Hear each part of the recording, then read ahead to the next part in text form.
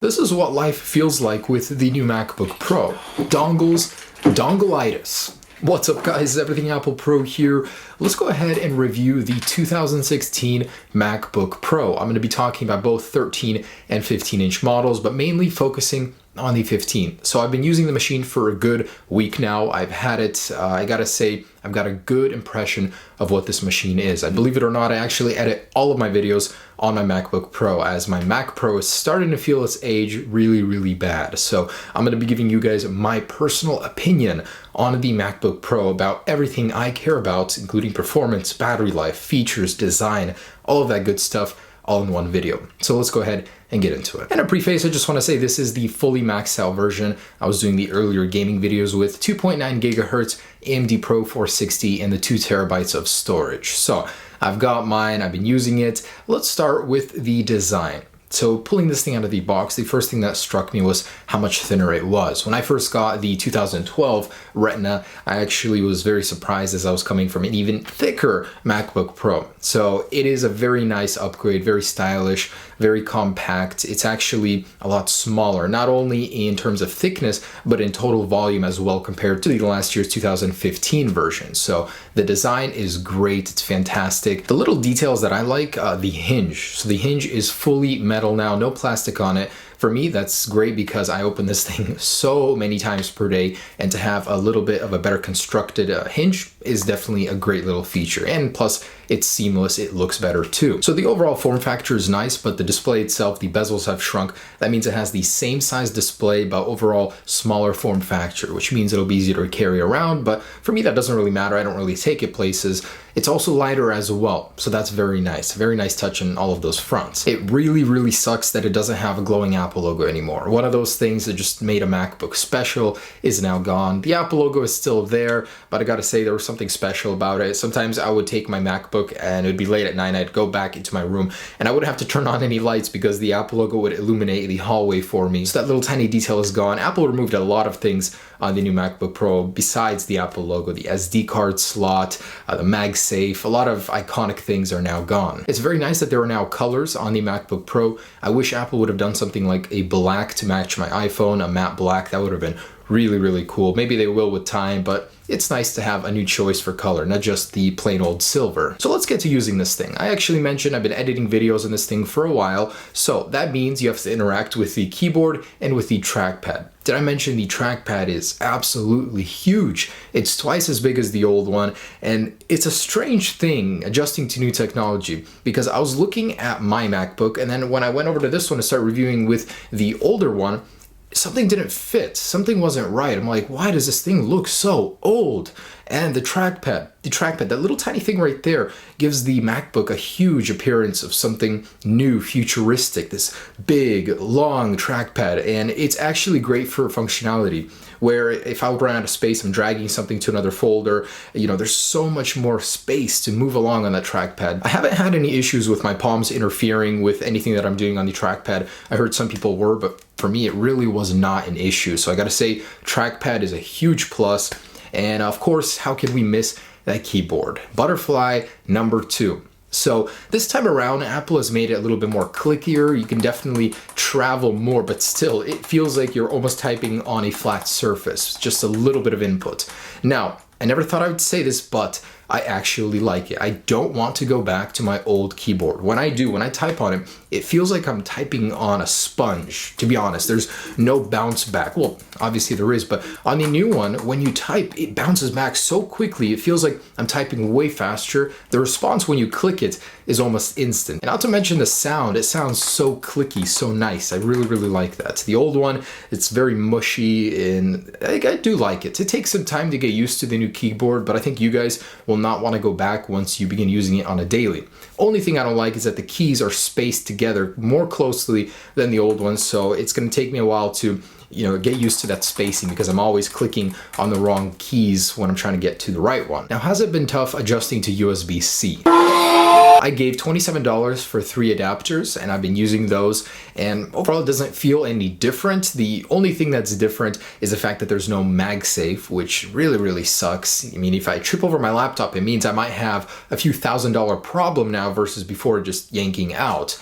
Also, the only thing that bothers me about USB-C is I can't plug in a port without holding the laptop on top. It's too light. Like, it's these little things that bother me. On the old one, you could just slip it in. It never had an issue with that, but now you do. And Donglitis, it really does suck having to have so many adapters for all my stuff, having so much things sticking out of the MacBook Pro just right there, especially the SD card. That's what I hated the most. It was so nice just to be able to have a place to put it in the old one, and yeah, they had to get rid of it in the name of thinness. I have to have an adapter for my SD card now. That really, really sucks. So yeah, it's a pain in the ass, but over the next few years, as it becomes standard, of course, we're gonna completely forget about this whole toothing period. It's gonna be just a bad memory. The display, although it's the same resolution, is actually quite good. It has the new P3 color gamut, so vibrance, just pure vibrance, colors pop. You're getting so many new colors on that display,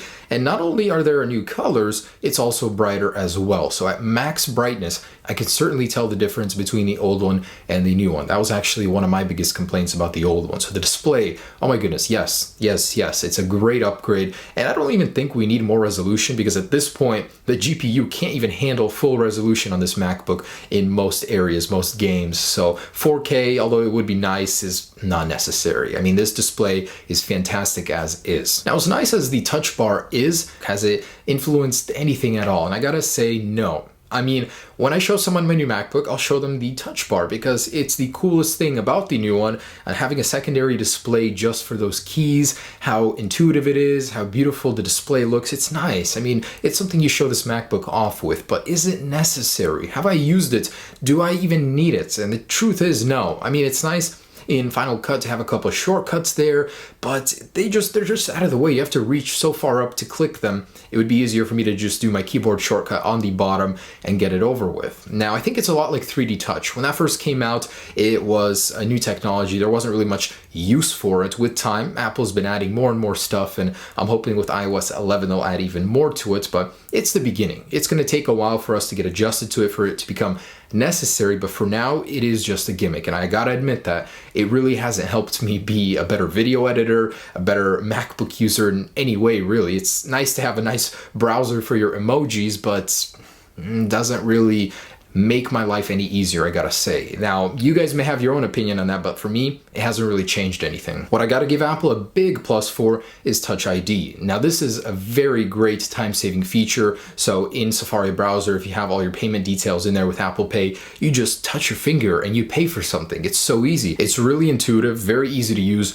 and it's a second generation Touch ID, so it's very, very fast. I absolutely love the Touch ID on the new MacBook Pro. So performance. Now, I think the two videos I posted about gaming on a MacBook spoke for themselves, but my honest opinion on the performance is disappointing.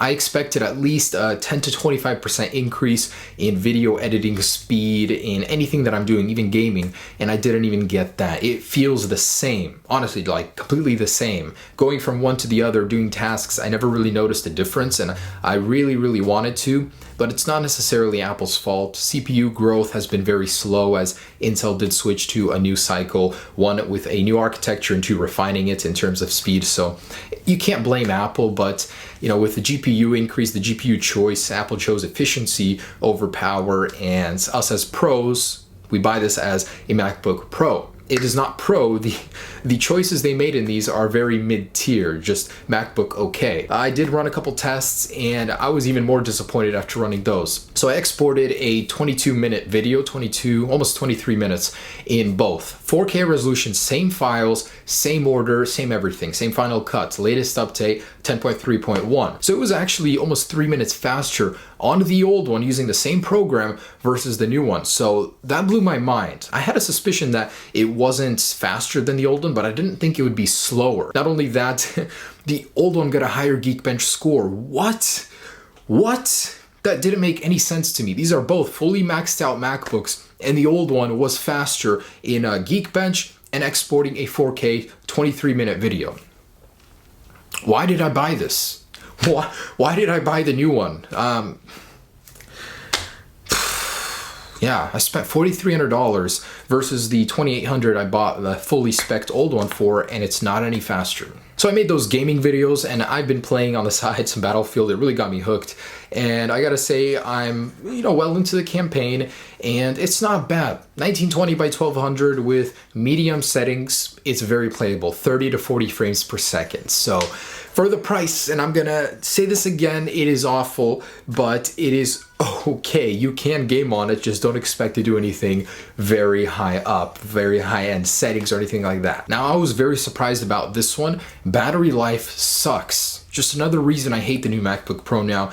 I actually get about 50 to 60% of the same usage, battery life wise, on the new one versus my old one. I've always really thought the old one was really, really good in terms of battery life. I could watch a ton of videos, a ton of browsing on the internet, and it would last me a good 8 to 9 hours. No lie, like it is so good. The new one, no.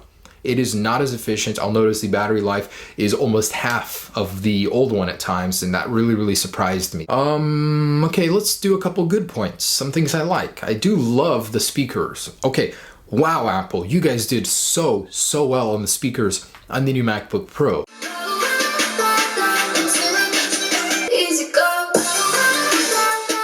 The old ones were good. These are great. The bass is very nice, very booming. The sound is so crystal clear, especially the louder it gets, it stays the same clarity. It's amazing. Well done on the speakers, Apple. And a small little point, the new MacBook Pro fans are very quiet. It runs very quietly. That's what I love about it. The old one feels like a vacuum cleaner now compared to the new one. So wrapping this up, my conclusion. So I'm gonna be honest with you guys, and when I picked this thing up, it feels old. I never thought I would say this, but the trackpad is so tiny. The keys are mushy. It's heavier, bigger, bulkier. I will prefer the new one design-wise. I don't understand why my new fully maxed out MacBook Pro is slower in certain tasks versus the old MacBook Pro. That just blew my mind. So I don't know what I'm gonna do here. Am I gonna continue editing on this one because this is a daily machine, or am I gonna use the new one? I don't know. But disappointing performance from such an expensive machine.